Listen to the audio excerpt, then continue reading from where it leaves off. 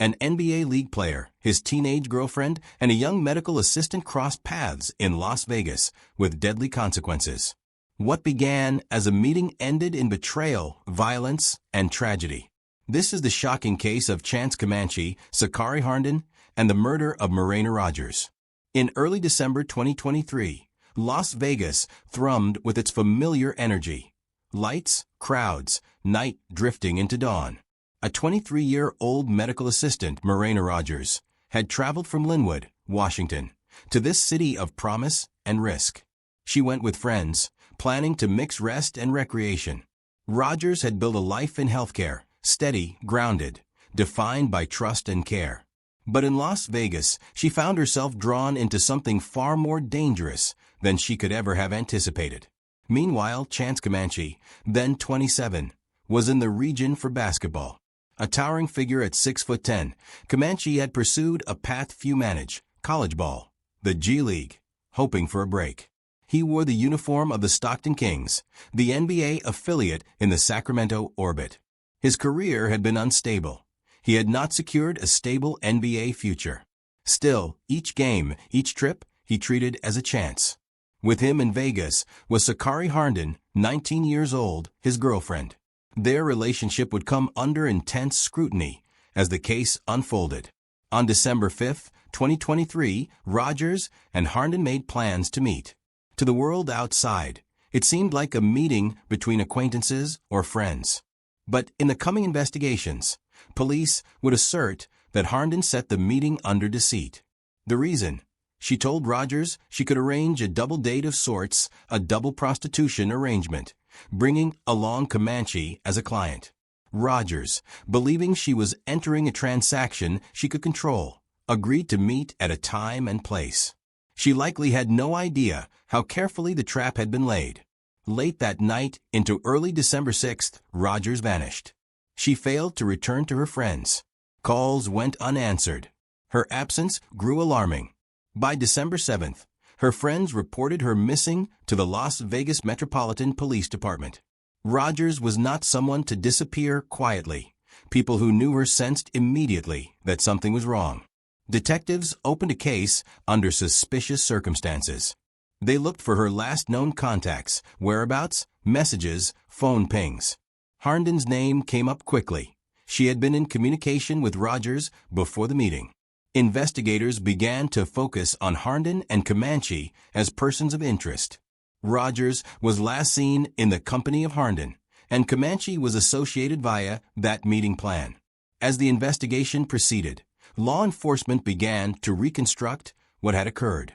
They traced text messages, examined telegram logs, reviewed surveillance footage, and pieced together timelines. The final hours of Rogers' life came under painful forensic inspection. Harnden and Rogers had once worked in the same circles. Police documents later described them both as involved in sex work in the Las Vegas area. The alleged motive included disputes over a luxury watch, and tensions had simmered in the days preceding the meeting.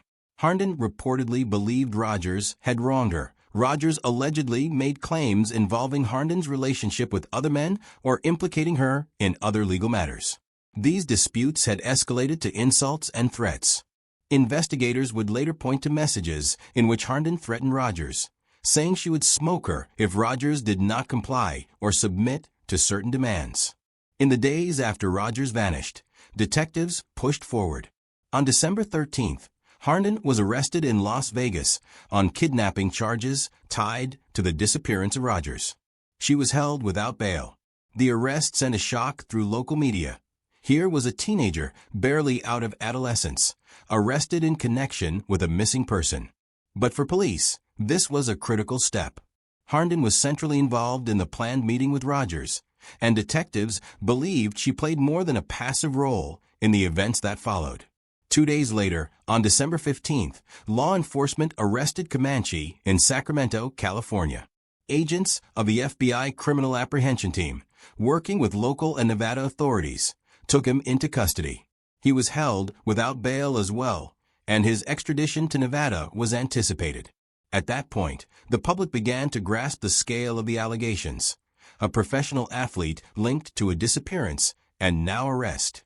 The basketball community reeled at the news. Comanche, once seen as a competitor with promise, was now a suspect in one of the most grotesque crimes to haunt the NBA G League. Even as the arrests made headlines, many questions remained unanswered. What had happened during Rogers' final hours? What was the precise plan? How had Harnden and Comanche coordinated the details? And how had they disposed of Rogers' body, if indeed she was murdered? Public statements were limited.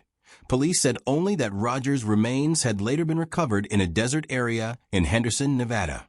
The recovery site, in a ditch off a road in Henderson, was where investigators believed Rogers was left after her death. The team that had carried out the arrests began to build a criminal case. They gathered physical evidence, witness statements, phone and app data, and mapped movements. Investigators also collected Harnden's own admissions. Harnden confirmed she met Rogers in the car with Comanche in the backseat. She also maintained that Rogers left in an Uber at some point, a claim police tried to verify. They contacted Uber for logs and ride histories. Those records did not support her version of events. In court documents, Harnden acknowledged meeting Rogers for a prostitution date and said Comanche was in the back seat when they met. Meanwhile, Comanche's defense was already mounting efforts to challenge evidence. His attorneys planned motions to suppress statements made during interrogations, contending they were not properly handled. One critical detail the investigators would document later was how Comanche and Harnden had spoken in private chats leading up to the meeting. Telegram messages between them included emojis of coffins, ghosts, guns, and coded references. Some of those messages discuss price, timing, and plans. They showed Harnden offering Comanche support, good luck, before his game in Las Vegas, just hours before the meeting. The extraordinary contrast of sports talk and criminal plotting suggested cold calculation. Even as the public absorbed news of the arrests, the investigation moved in deeper. Detectives mapped Rogers' last known steps. Surveillance captured her walking into a liquor store, smiling just before she vanished. That footage haunted those close to her. She looked like a young woman on a night out, unaware of the danger looming. Meanwhile, Harnden and Comanche were seen on camera later, in grocery stores and other locations, moving as though nothing was amiss, even after Rogers' disappearance. On the basketball side, Comanche's relationship with the Stockton Kings ended abruptly. The team released him immediately after the arrest. His statistics, averaging 14 points and 7 rebounds in several games, became background detail in news stories. His past at the University of Arizona and prior attempts to join the NBA were cited as contrast to his fall from public view. For observers, the saga was unfolding like a tragedy. A young athlete with promise consumed by criminal charges in a murder case. Marina Rogers, full of life and with a promising career, traveled to Las Vegas. She agreed to meet Harnden, likely under false pretenses, and vanished on December 6th. Harnden was arrested December 13th on kidnapping charges. Comanche followed on December 15th in Sacramento. Police recovered Rogers' remains days later in Henderson. Investigators unearthed incriminating messages, inconsistent statements, and surveillance that placed Harnden and Comanche at key points in the timeline. What remains now is hidden in the interviews, in the confessions, in the evidence suppressed or admitted. From here, the investigation will reveal the chilling details of how the plot was executed, what exactly happened that night, and who bears the full weight of accountability. The arrests of Sakari Harnden in Las Vegas and Chance Comanche in Sacramento were the first solid breakthroughs in a case that had, until then, been defined by mystery. Marina Rogers had been missing since the early hours of December 6, 2023, and while her friends and family already feared the worst, investigators were now piecing together a story that pointed to deliberate planning, deception, and calculated violence. The first part of the case was about identifying suspects and narrowing down possibilities. What followed was a deeper dive into the movements, communications, and choices that laid bare the disturbing nature of what had happened. Detectives began by retracing Rogers' steps in her final hours. Surveillance footage captured her walking into a liquor store on the night of December 5th, wearing casual clothes, smiling, and seemingly in good spirits. For investigators, this image became a poignant reminder. This was the last time Rogers was seen alive in public. Hours later, she met with Harnden, who had promised a double-date arrangement involving Comanche. The meeting was set up through messages exchanged on apps and text, showing Rogers had every reason to believe she was heading into a controlled situation. What she did not know was that the meeting was, according to police, a setup meant to end her life. Phone records and app data told much of the story. Harnden and Comanche had exchanged a series of messages in the days before December 5th, many of them using code and symbols. Some of the exchanges included emojis of coffins, guns, and ghosts, cryptic, but in hindsight, disturbingly clear. Other messages referred to Rogers directly and to the plan they were constructing. Harnden appeared to drive the communication, but Comanche was consistently engaged, acknowledging the arrangement and responding in ways that confirmed his participation. These messages gave investigators the first tangible evidence that the crime had not been spontaneous but planned. Friends of Rogers told detectives that she had spoken of tensions with Harnden before.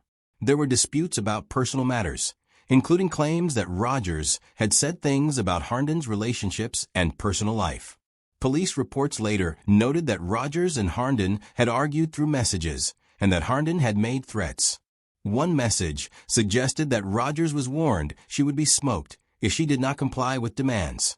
To investigators, these exchanges illustrated motive, a blend of anger, jealousy, and retribution. Combined with the coded planning messages between Harnden and Comanche, the evidence painted a picture of premeditation. After the arrests, investigators turned to filling in the timeline between Rogers' disappearance and the suspect's movements afterward. Harnden initially told police that Rogers had left their company in an Uber, attempting to distance herself from what had happened. Detectives quickly contacted Uber, pulling records for the time and area. The results did not match Harden's story. No rides had been requested or completed for Rogers during those hours. This discrepancy became one of the early cracks in Harden's account. It showed deception and gave police grounds to push further during questioning. Surveillance footage added more context. Cameras from stores and public areas showed Rogers entering Harden's car that night. Later footage from grocery stores and other locations showed Harnden and Comanche going about their activities after Rogers had disappeared. In one clip, they walked casually through a store buying everyday items, giving no outward sign of what had just taken place. For investigators, the contrast was jarring. While Rogers' friends were panicking over her silence, the two suspects were acting as though nothing had happened. The discovery of Rogers' body gave the investigation its most important development. Her remains were found in a ditch in Henderson, a suburb southeast of Las Vegas. The recovery was made after police searched areas indicated during their interviews and from signals connected to the suspects' phones. The location itself was grim, a roadside spot where her body had been left without dignity, far from the lights of the Strip. The find shifted the case officially from a missing persons investigation to a homicide. The coroner confirmed Rogers' death and the cause as asphyxia due to strangulation, consistent with what detectives had begun to suspect. As evidence mounted, the focus turned to the level of involvement of each suspect. Harnden was clearly central to arranging the meeting with Rogers.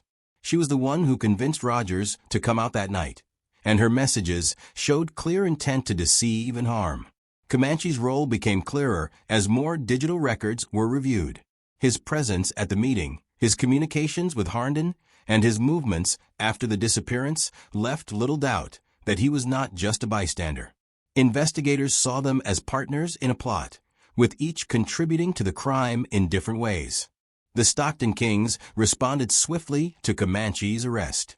The team announced his release, stating that he was no longer part of their roster. This decision underscored the seriousness of the situation. In professional sports, allegations of misconduct are damaging, but in this case, the charges were so severe that there was no hesitation in severing ties. For Comanche, this was the abrupt end of his career, at least for the foreseeable future. Just days earlier, he had been on the court, contributing points and rebounds, still holding out hope for advancement. Now he was in custody, accused of one of the most shocking crimes to involve a professional athlete in years. The community in Linwood, Washington, where Rogers had grown up and worked, reacted with grief and disbelief. Friends and coworkers described her as someone who had chosen a career in healthcare to help others, a young woman with goals and a future. News that she had been found dead under such violent circumstances hit especially hard. Vigils were held with candles and photos as her community tried to make sense of the loss. Her story, once private, was now part of a national narrative linking her name to headlines about professional basketball, arrests, and murder. Meanwhile, the legal system began its slow process. Harnden and Comanche were both held without bail, facing charges of murder, kidnapping, and conspiracy. Prosecutors announced their intent to try the two together, consolidating the charges into one case. This was significant. By merging the trials, the state could present the full scope of evidence against both suspects at once, rather than in separate proceedings. It also meant that the defense strategies of Harnden and Comanche would be tested against the same jury, raising questions about whether either might try to shift blame onto the other. The weight of the evidence, the public attention, and the brutality of the crime pushed the case forward. Detectives continued reviewing electronic records, and prosecutors began drafting their arguments. The defense, on the other hand, worked to challenge the evidence. For Comanche, his attorneys filed motions questioning the legality of the interrogation and sought to suppress statements he had made. They argued that his rights had not been properly upheld and that his words should not be used against him in court. This legal battle would play out later, but it was clear that the defense was preparing to contest the prosecution's narrative at every step. Rogers lured into a meeting under false pretenses, her sudden disappearance raising alarms. Investigators tracing the links to Harnden and Comanche, arrests in 2 cities, the recovery of her body in Henderson, and evidence pointing to a planned attack. What had started as a missing person report from worried friends had become a homicide investigation with a professional athlete and his girlfriend at the center. The stage was set for the courtroom, where the details would be laid out for a jury and the final truth would be argued over in full.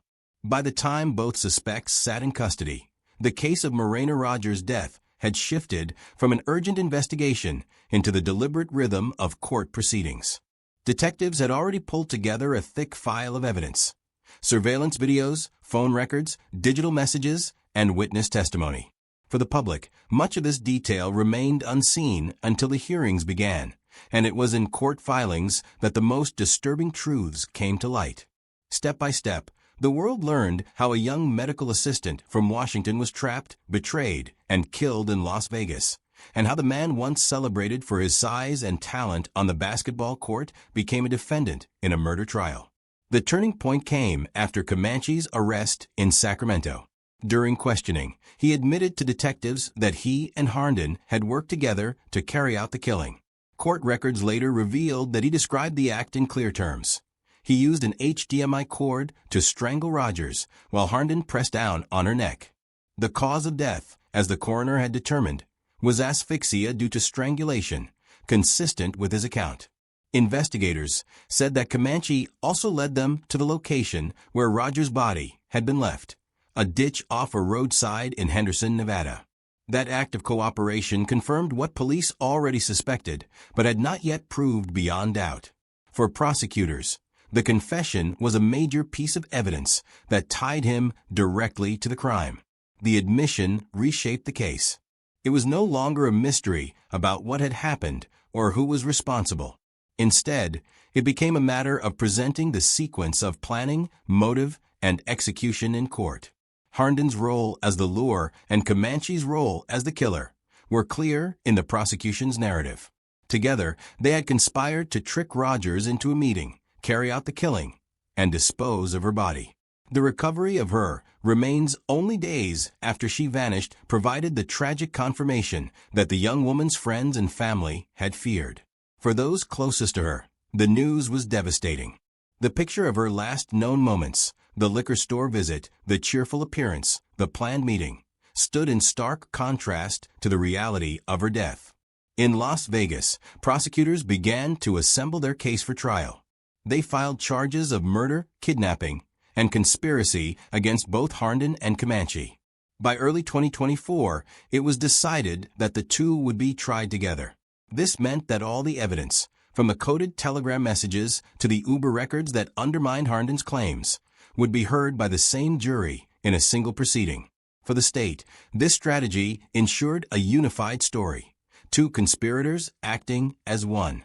The decision also meant that the defense for each suspect would be complicated. If either tried to deflect blame onto the other, the jury would still hear the full account of how both participated. In court, the prosecution emphasized the evidence of premeditation.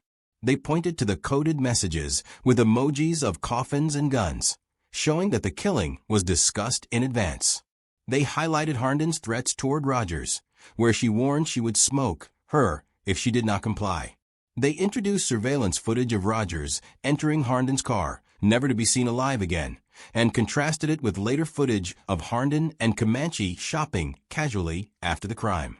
They underscored the phone records that traced their movements to Henderson, the site where Rogers' body was later found. And they leaned heavily on Comanche's confession, which laid out in his own words how Rogers was killed. The defense tried to push back. Comanche's attorneys argued that his confession had been improperly obtained, filing motions to suppress it from the record. They claimed that investigators had not respected his rights during questioning, and that any admissions should therefore be inadmissible in court. Harnden's legal team attempted to reduce her role, suggesting she had not physically taken part in the killing, and that her involvement was limited to the meeting arrangement.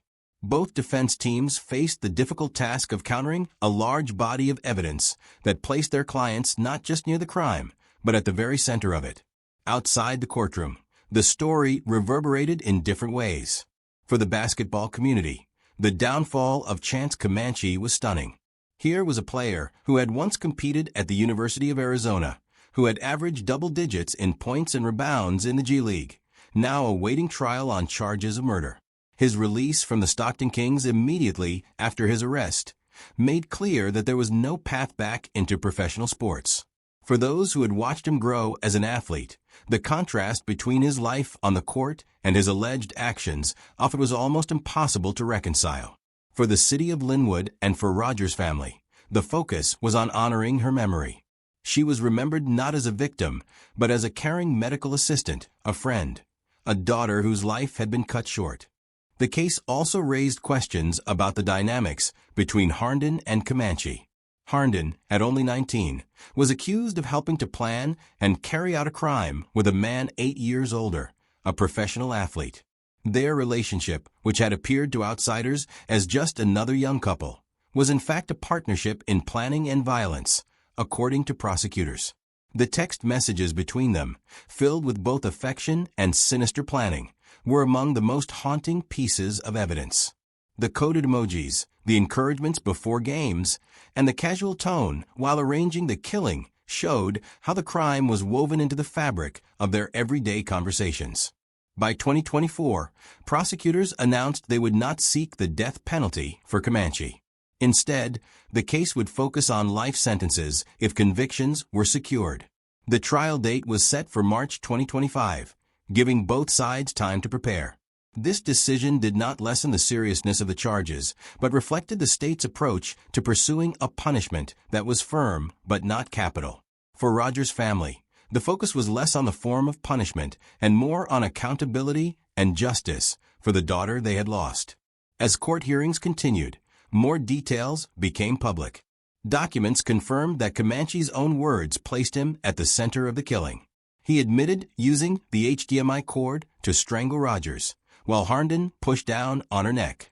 He admitted they had planned the attack together, setting Rogers up under false pretenses. He admitted to knowing where the body was and to leading investigators to that site. These admissions were not the result of speculation or second-hand accounts. They came directly from him, recorded in court filings. For jurors, should the confession be admitted, it would be the most powerful evidence. The case, though, was not just about the legal battle. It was also about the broader impact of betrayal and violence. Rogers trusted Harnden enough to meet that night, and she stepped into a car where she thought she was among people she knew. Instead, she found herself the target of a planned killing. The theme of betrayal, of trust manipulated for harm, ran through every part of the story. The crime was not random. It was not a moment of uncontrolled anger. It was deliberate, plotted, and executed by people she had reason to believe she could trust, or at least safely meet. As the timeline moved toward trial, the story of Chance Comanche, Sakari Harnden, and Marina Rogers stood as a cautionary tale of lives intersecting in a moment of darkness. For Comanche, it marked the collapse of a career and a public identity. For Harnden, it was the loss of her freedom at the threshold of adulthood. For Rogers, it was the end of a young life filled with promise and care. And for her family and community, it was an unfillable loss that no trial or conviction could ever undo. By the time sentencing is eventually handed down, the facts are expected to be clear. Comanche and Harnden conspired, acted, and left Rogers dead.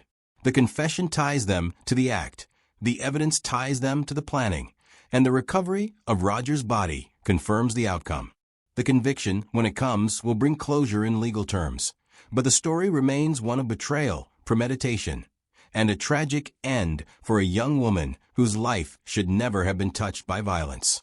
The sentencing, whether it brings life in prison or other penalties, will mark the final chapter in court, but will never erase the memory of what happened in December 2023 in Las Vegas.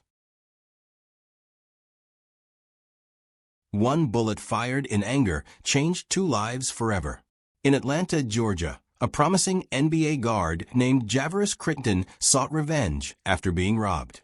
Instead, a 22-year-old mother of four, Julian Jones, was killed.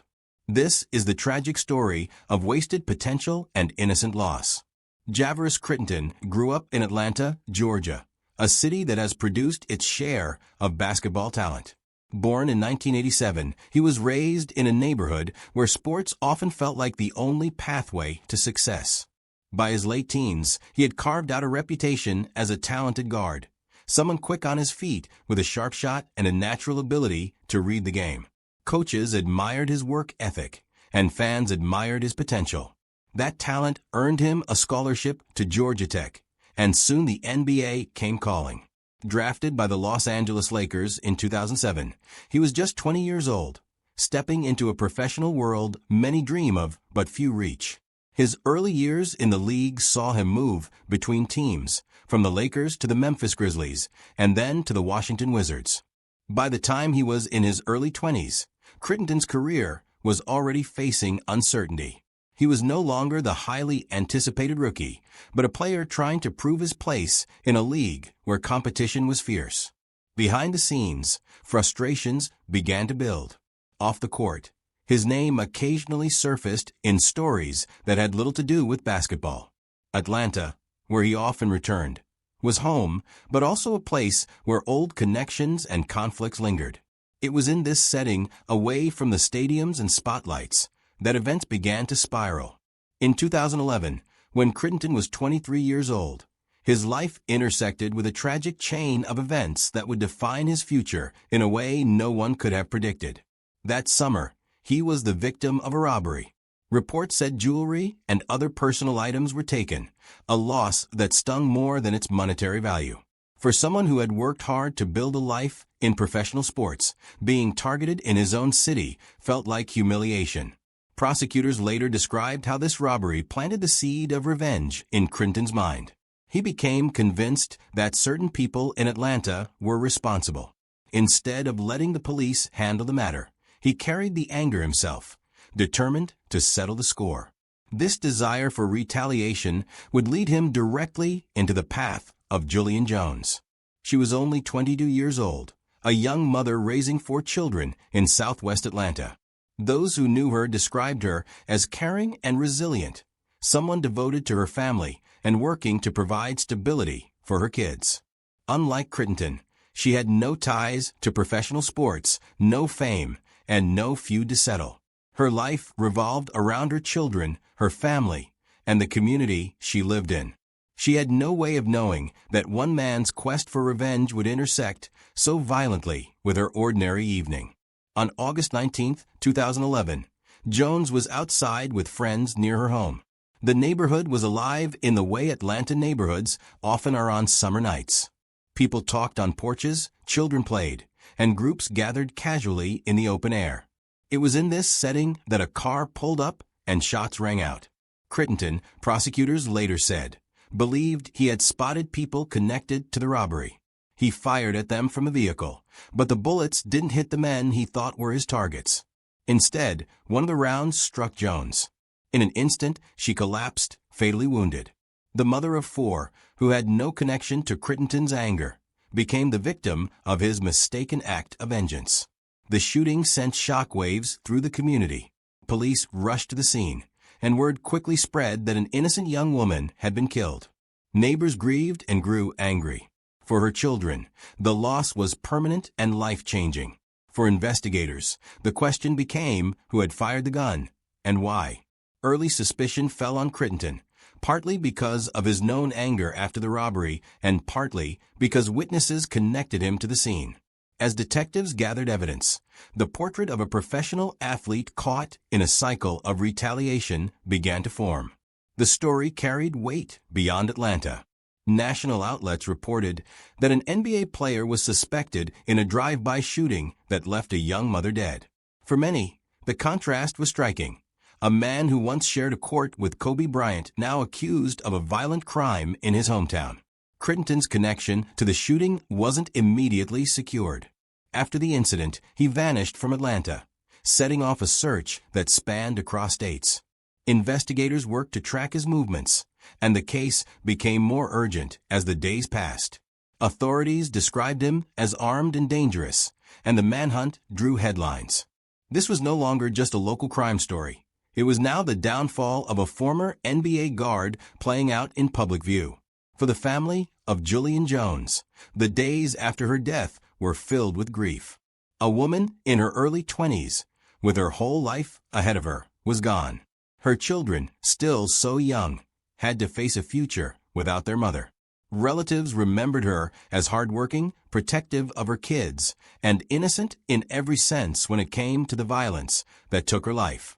To them, the case was not about an NBA player or national headlines. It was about a daughter, a sister, and most of all a mother taken away for no reason. As weeks turned into months, the investigation pressed on. Prosecutors built their case, and law enforcement pieced together the events that led from the robbery to the gunfire. Bit by bit, the tragic story became clearer. It wasn't a feud between equals or a dispute gone wrong.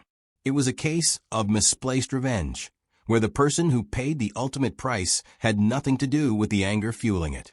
This was the beginning of the unraveling for Javaris Crittenton. Once celebrated as a rising star in his early 20s, he now stood accused of ending the life of a young woman in her early 20s who had never even met him. One was a professional athlete whose choices steered him toward violence.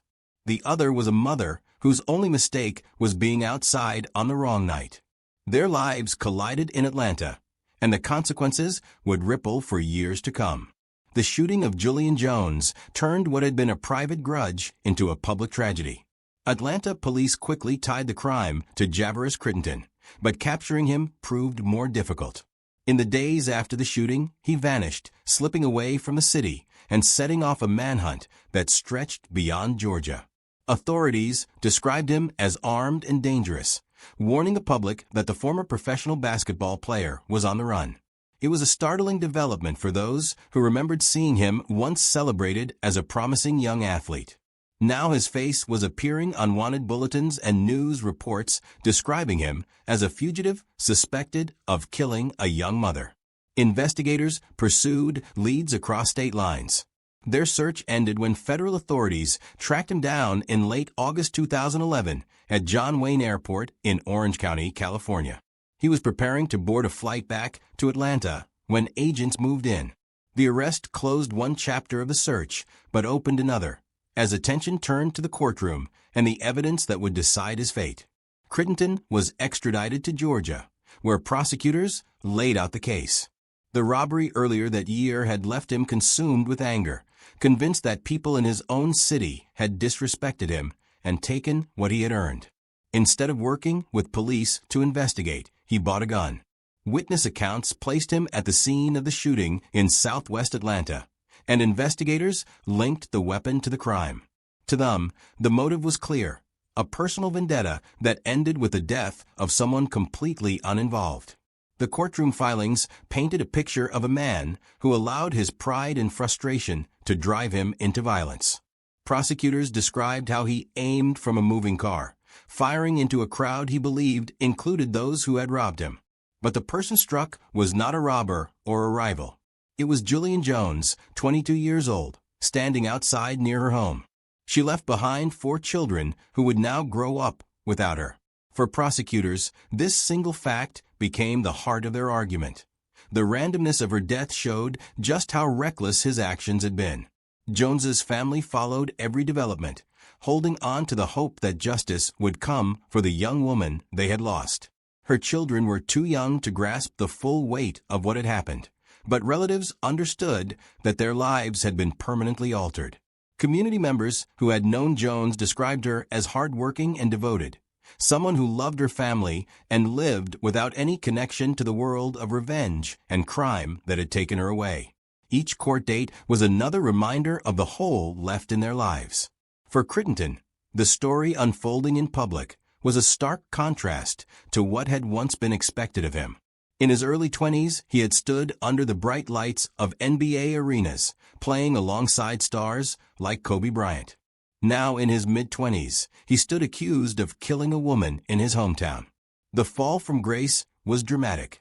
Sports commentators who once debated his potential now spoke of wasted talent and tragic choices. What had once been a career in professional basketball was now a criminal case with life-altering stakes. The legal process moved slowly, stretching across several years. Each motion, each hearing, drew renewed attention. Some speculated about whether Crittenton might try to argue that he had not been the shooter. Others wondered if he might attempt to explain his actions as the product of fear or pressure after the robbery. But the evidence remained a heavy weight against him, and prosecutors were determined to hold him accountable. Meanwhile, the community where Jones had lived continued to struggle with the impact of her death. Her family tried to care for her children, providing them with stability in the aftermath of loss. Friends and neighbors spoke about how violence had once again claimed an innocent life, leaving scars not only for the immediate family, but for the wider neighborhood. The case highlighted the destructive cycle that can follow a single act of vengeance. A robbery, serious but not fatal, had set off a chain of decisions that ended in murder. Had Crittenton chosen to let law enforcement handle the theft, the story would have been very different. Instead, his decision to take matters into his own hands meant that an unrelated young woman became a casualty.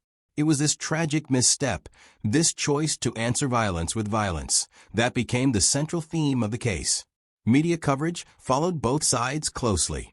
For sports fans, the case was a grim reminder of how quickly a career can collapse under the weight of personal choices. For residents of Atlanta, it was a local tragedy that touched on broader issues of violence, community safety, and the vulnerability of those simply caught in the wrong place at the wrong time. Through all of it, Crittenton remained in custody as the case slowly moved toward resolution. Prosecutors worked to ensure they had all the evidence lined up. Defense attorneys prepared for the difficult task of representing a former athlete facing the possibility of spending decades behind bars. Each side maneuvered, aware that the stakes were high and that every decision would shape not only his future, but the sense of justice for Jones's family. The years between the crime and the resolution of the case stretched long. Families waited, lawyers argued, and the story of Javaris Crittenton and the killing of Julian Jones continued to hang over Atlanta. By the time the case reached its conclusion, both the promise of his basketball career and the bright future of a young mother had already been destroyed. What remained was the question of accountability, a question that would finally be answered only at the end. By the time Javaris Crittenton's case reached its conclusion, nearly 4 years had passed since the night of the shooting. The slow pace of the legal system weighed heavily on everyone involved. For the family of Julian Jones, it meant living through hearing after hearing, waiting for the day they would see accountability. For Crittenton, it meant spending his mid-20s in jail, far from the basketball courts that once defined his life, waiting for a final judgment. The turning point arrived in April 2015. Instead of going through a lengthy trial, Crittenton accepted a plea agreement. Standing in a Fulton County courtroom, he admitted guilt to voluntary manslaughter and aggravated assault with a firearm. The words were a stunning contrast to the promise he had once shown as a young man entering the NBA. At 27 years old, he faced the reality that his future would be defined not by basketball, but by prison walls. The plea spared him from a possible life sentence, but carried a heavy price. He was sentenced to 23 years in prison, followed by 17 years of probation. For the state of Georgia, it was a resolution that balanced punishment with finality. For Jones's family, it was the official recognition that their daughter's life had been taken by his actions.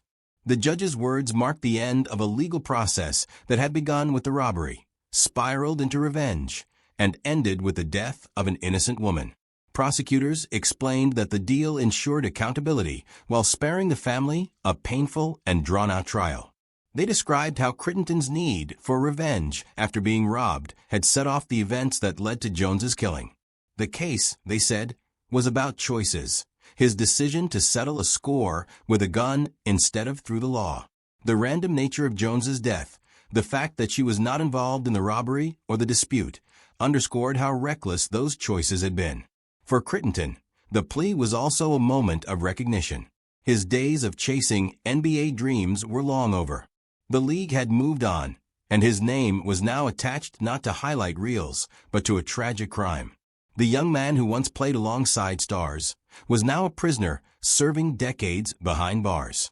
His career had ended before it truly began, destroyed not by injury or lack of skill, but by a single act of violence carried out in anger.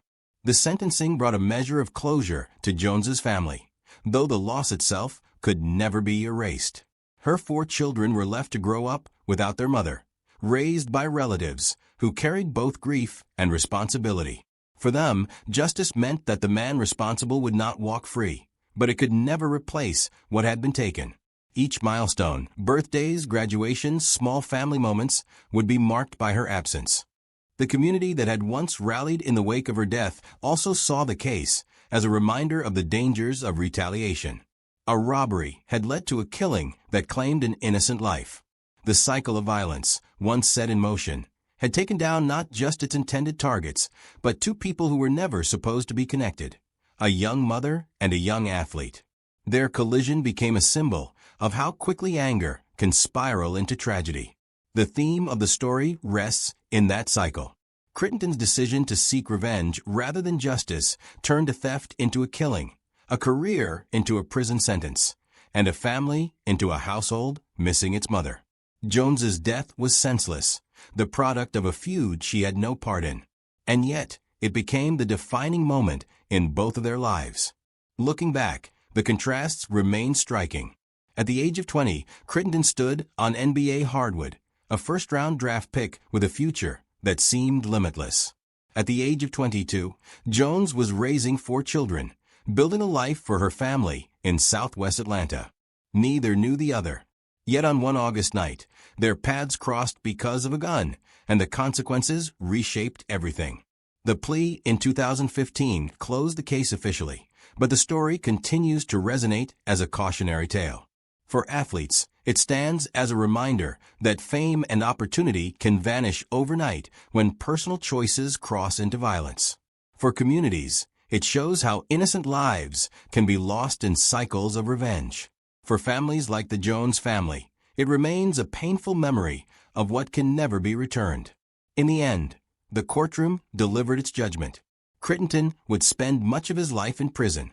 Jones's children would grow up without their mother. And Atlanta would remember the night when one man's anger over a robbery ended with the death of a young woman who had no part in it.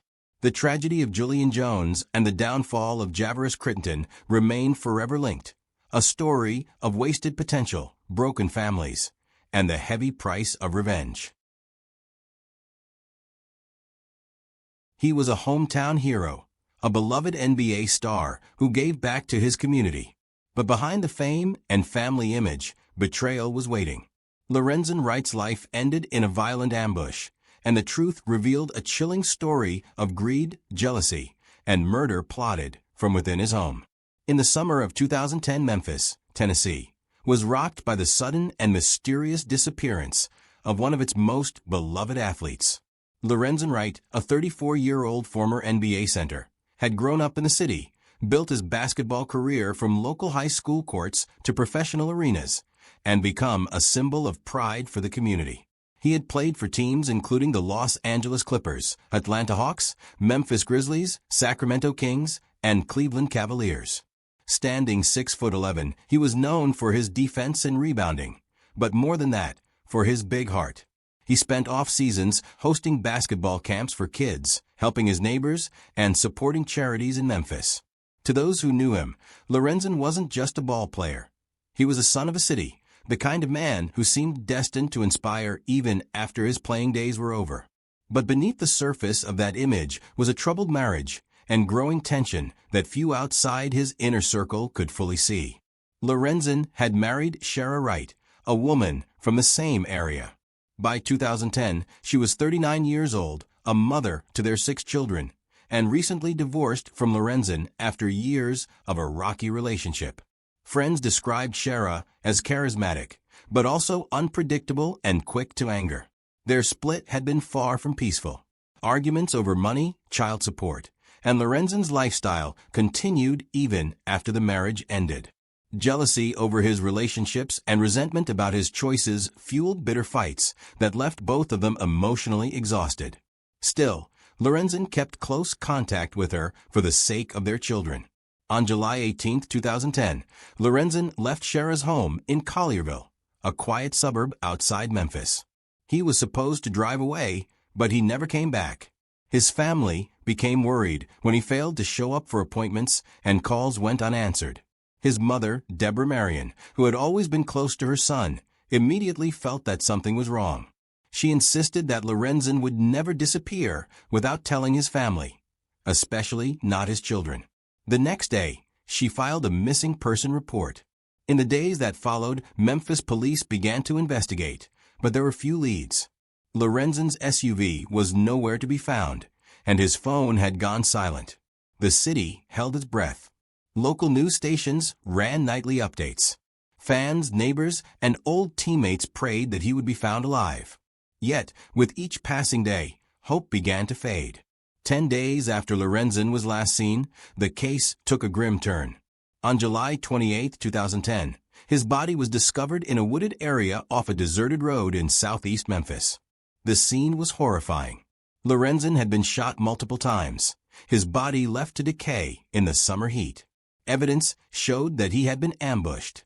Investigators recovered shell casings from at least 2 different guns, confirming that more than one weapon had been used. The news shattered the city.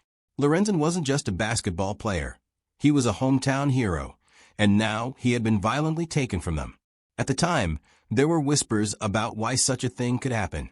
Some speculated about debts or connections to the wrong people. Others wondered if it was random violence. Investigators chased every possible lead, but the case quickly grew cold. Detectives questioned those close to him, including Shara. She told them Lorenzen had left her house late that night carrying money and drugs, suggesting he may have been caught up in something dangerous. Yet no clear evidence supported her story. For years, the case remained unsolved, with no arrests and no answers. The truth was more sinister than anyone imagined. Behind the scenes, Lorenzen's ex-wife Shara had set a deadly plan in motion. She wasn't alone in it. With her were 2 men who played key roles, Billy Ray Turner and Jimmy Martin.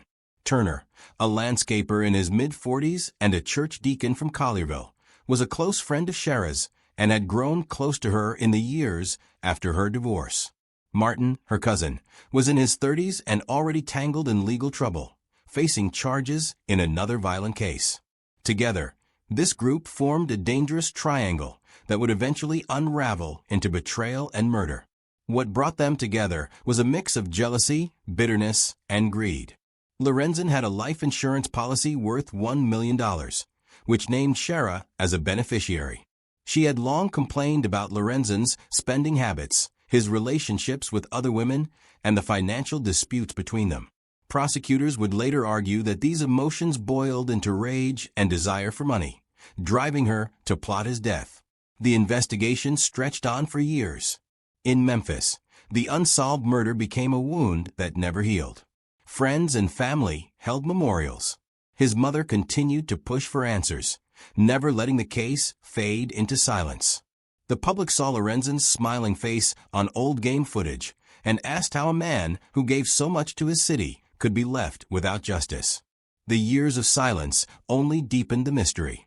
Detectives admitted they had few solid leads. Witnesses were uncooperative, and the trail had grown cold. For a long time, it seemed the truth might never come out.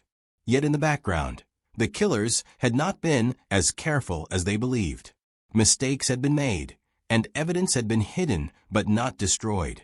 It was only a matter of time before those pieces would surface. By 2017, a full 7 years after Lorenzen's murder, investigators finally caught the break they needed. A gun believed to be one of the murder weapons was recovered from a lake in Mississippi. The discovery cracked open the long-stalled investigation. Detectives traced connections back to Shara, Turner, and Martin. Slowly, the story began to emerge. The failed earlier attempt to kill Lorenzen, the night he left Shara's house for the last time, and the cold plan carried out by the people he had once trusted. For Memphis, it was a turning point. After years of grief without justice, there was finally momentum. The public didn't yet know how deeply betrayal ran in this case. They didn't know the role Shara had played. But the truth was about to come into focus, and it would stun everyone who had believed the story of Lorenzen Wright ended on the basketball court. The discovery of the gun in the Mississippi lake shifted the entire investigation. For 7 years, there had been almost no progress, but that weapon breathed life back into the case. Investigators now had something tangible, a link to the people who had conspired in secret. The gun had been hidden there by Jimmy Martin, Shara Wright's cousin, a man with a long history of trouble. Martin had been facing charges in another homicide when he began talking to detectives, and his information would turn out to be crucial. He described not just where the weapon had been dumped, but also the chain of events that led to Lorenzen's murder. According to Martin, Shara and Billy Ray Turner had tried to kill Lorenzen once before. Weeks earlier, there had been a failed attempt when they lay in wait for him, but could not carry out the plan. This failure only made Shara more determined. She was frustrated, angry, and consumed by the idea of seeing Lorenzen dead. Martin testified that she spoke often about money, her resentment of Lorenzen's relationships, and her belief that she was entitled to more than what she was getting. The $1 million life insurance policy remained the central lure, but jealousy and bitterness fueled her actions just as much. Turner, the church deacon and landscaper from Collierville, did not fit the image of a killer at first glance. Yet beneath that quiet exterior was a man who would agree to join Shara in one of the most shocking betrayals Memphis had ever seen. He was close to her and did what she asked, providing both presence and firepower. Martin admitted that he also took part in preparations, though later he would try to distance himself by cooperating with authorities. The night of July 18, 2010, became the moment the plan was carried out. Lorenzen had stopped at Shara's home in Collierville to spend time with his children. He was comfortable enough to be there, despite their rocky past. Later that evening, he left her house. At some point that night, he placed a frantic 911 call. On the recording, which was later played for investigators, multiple gunshots could be heard before the line went silent. That call was not traced in time, and the failure to immediately pinpoint its location delayed the discovery of his body. When investigators finally found him days later in the wooded area, the phone call became chilling evidence of his final moments.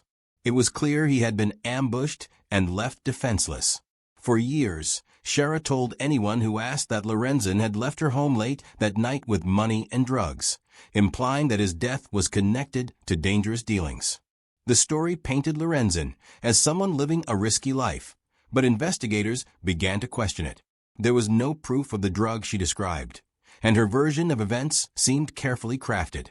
Behind closed doors, she was counting on the insurance payout and trying to direct suspicion away from herself. But the recovery of the gun and Martin's cooperation dismantled her lies piece by piece. As the investigation deepened, details emerged that shocked those who once trusted her. Shara had manipulated the men around her to make the murder happen. Turner had supplied the violence she couldn't carry out alone. Martin had helped cover it up, hiding the weapon in a Mississippi lake and later recounting his role when pressed by investigators. Prosecutors believed Shara was the architect of it all, the one who turned anger and greed into action. By December 2017, the arrests came swiftly. Shara Wright was taken into custody in Riverside, California, where she had moved years after Lorenzen's death. The news stunned the public. For so long, many had viewed her as another grieving figure in the tragedy. Now she was revealed as the mastermind. Turner was also arrested in Memphis. The man who had been seen as a quiet deacon was charged alongside her with first-degree murder, conspiracy, and attempted murder. The two were extradited to Tennessee to face justice. As the case unfolded in court, the Memphis community followed every development. The story that emerged painted Lorenzen's murder not as a random act of violence, but as a calculated scheme born inside the home he once shared with his wife. Testimony from Martin revealed how Shara had insisted on going through with the killing, how the earlier failed attempt had only made her more determined, and how the weapons had been used and discarded. Prosecutors laid out the motive with clarity: money, jealousy, and revenge. While the arrests brought relief, they also deepened the pain for Lorenzen's family. His mother, Deborah Marion, had long suspected foul play but never imagined that Shara, the mother of her grandchildren, would be responsible. The betrayal was overwhelming. Lorenzen's children, who had already lost their father, now faced the truth that their mother was behind his death. It was a tragedy that reached beyond the victim, scarring everyone connected to the family. Public reaction was intense. In Memphis, where Lorenzen had been a hometown hero, the idea that his own wife plotted his death felt unimaginable. Fans who once cheered his name in NBA arenas were now left to reconcile the image of the smiling player with the horrifying way his life ended. News outlets across the country picked up the story, framing it as one of the most shocking crimes tied to a professional athlete. It wasn't just about basketball anymore. It was about betrayal, greed, and the dark side of human relationships. As Shara and Turner awaited trial, the evidence mounted. The recovered gun, Martin's testimony, and the inconsistencies in Shara's statements painted a clear picture. Prosecutors worked carefully, building their case step by step. The years of frustration for detectives had finally led to a moment of clarity. The people responsible for Lorenzen's death were in custody, and Memphis began to believe that justice might finally come. For investigators, the journey had been long. The case had stalled for years, overshadowed by dead ends and silence. But the turning point, the recovery of the gun and Martin's decision to cooperate, brought everything together. The story that unfolded was not just about the murder of an athlete, but about a family torn apart by greed and jealousy. Shara had once stood beside Lorenzen in the spotlight. Now, she stood accused of plotting his death. Turner, a man of the church, faced the weight of his choices. And Martin, entangled in crime himself, had opened the door that exposed them all. As the trial dates approached, Memphis braced for the truth to be laid out in full. The years of whispers, speculation, and unanswered questions would give way to courtroom testimony, evidence, and, ultimately, verdicts. Lorenzen Wright's murder was no longer an unsolved mystery. It was a case that revealed how betrayal within a family could destroy everything. The courtroom became the place where years of unanswered questions were finally addressed. After Shara Wright and Billy Ray Turner were arrested, the community wanted to hear the full story of how and why Lorenzen had been killed. For prosecutors, the case was clear. Shara had orchestrated the murder, Turner had carried out with her, and Jimmy Martin's testimony filled in the missing details. The evidence showed not just a single night of violence, but a calculated plot rooted in money and resentment. The timeline painted by investigators was stark. Shara had lured Lorenzen into a trap, making sure he was vulnerable on the night of July 18, 2010. Turner was waiting, armed and ready. The 911 call Lorenzen made during the attack, with gunshots heard in the background, was one of the most chilling pieces of evidence. It captured his final moments, a desperate attempt to seek help that came too late. Prosecutors used it to show the brutality of the crime and the lack of mercy shown to him. Shell casings recovered at the scene confirmed multiple shots, and the hidden gun retrieved from the lake tied back to the group. Together, these pieces created a complete picture of what had happened. The trial proceedings drew national attention. Reporters filled the courtroom, cameras lined the steps outside, and Memphis residents waited for updates each day. For many, Lorenzen's death had felt personal. He had been a son of the city, someone who had risen to the NBA but never forgotten his roots. His murder had left a deep scar, and now justice seemed within reach. The testimony was difficult to hear. Details of Shara's manipulation, Turner's role as her accomplice, and Martin's involvement in hiding evidence all showed how far the conspiracy had gone. What shocked many was the coldness with which Shara had planned it all. She had shared children with Lorenzen, relied on him financially, and yet plotted his death as though he were disposable. In 2019, before the case against her went to a full trial, Shara made a decision that stunned observers. She pleaded guilty to facilitating murder in the first degree. By entering the plea, she avoided a lengthy trial, but admitted her role in arranging Lorenzen's death. The court sentenced her to 30 years in prison. The plea meant that she could one day seek parole, but it also cemented her identity as the woman who had betrayed and destroyed her former husband. To many, it was both a relief and a heartbreak. Justice had been served, but it came with the acknowledgement that Lorenzen's children had effectively lost both parents, their father to murder, their mother to prison. Turner, however, did not plead guilty. His case continued, and in 2022 he faced a jury. Prosecutors presented the full weight of the evidence: the testimony from Martin, the recovered weapon, the timeline of events, and the circumstances that pointed directly to his involvement. The defense argued that he had been pulled into something he did not fully control, but the jury was not convinced. They found him guilty of first-degree murder, conspiracy to commit murder, and attempted murder. The judge sentenced him to life in prison, ensuring he would never walk free again. For Turner, the quiet church deacon who had lived a double life, the verdict sealed his fate. When the sentences were announced, Lorenzen's family filled the courtroom. His mother, Deborah Marion, had waited nearly a decade for this moment. She wept as she spoke of her son, the boy she had raised in Memphis, who had grown into a man loved by so many. She had always believed that justice would come, and now it had, even if it could never bring him back. For her and for Lorenzen's children, the convictions provided closure, but not comfort. The betrayal cut too deep, and the loss was permanent. The case became more than just a local tragedy. It stood as one of the most high-profile true crime stories involving a professional athlete. Media outlets across the country analyzed it, from sports networks to national newspapers. It was not just the story of an NBA player's murder, but of the people closest to him, the woman he once trusted most, the friend she recruited, and the cousin who eventually told the truth. It revealed how greed and jealousy could twist ordinary lives into something darker, and how the pursuit of money could override love, loyalty, and family. For Memphis, the outcome of the trials brought a mix of emotions. The city had rallied around Lorenzen during his playing days, celebrating him as one of their own. His camps for children, his charity work, and his generosity had made him a figure larger than basketball. His murder had left the community devastated, and the years without answers only deepened the pain. With Shara and Turner sentenced, the story finally had an ending, but it was an ending no one had wanted.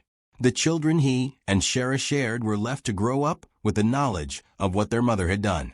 The city, too, was left with a reminder of how quickly trust and love could be destroyed. The legacy of the case is one of betrayal. Lorenzen Wright was not killed by strangers in a random act of violence. He was killed because the woman he had once married and built a life with decided that jealousy and money were more important than his life. She turned to her friend, and together they carried out a crime that shocked everyone who knew Lorenzen as a kind and generous man. The turning point of the investigation, the recovered weapon and Martin's testimony, had exposed the conspiracy. The final chapter, the guilty plea and conviction, confirmed the truth. Even now, Lorenzen's story resonates. It is remembered in Memphis every July when family and fans gather to honor his memory. His name lives on through the people he inspired, the children who looked up to him, and the family who continues to speak about him with love. His mother remains a vocal presence, determined that no one forget who he was and how he lived. The court may have closed the case, but the loss is still felt deeply. The murder of Lorenzen Wright was not just the killing of a basketball player. It was the destruction of a father, a son, and a friend whose life symbolized hope for many. It was a story that showed how quickly personal anger and greed could turn into something irreversible. Shara Wright and Billy Ray Turner believed they had hidden their crime, but time and persistence uncovered it. Justice, though delayed, arrived, and the memory of Lorenzen remains stronger than the betrayal that ended his life.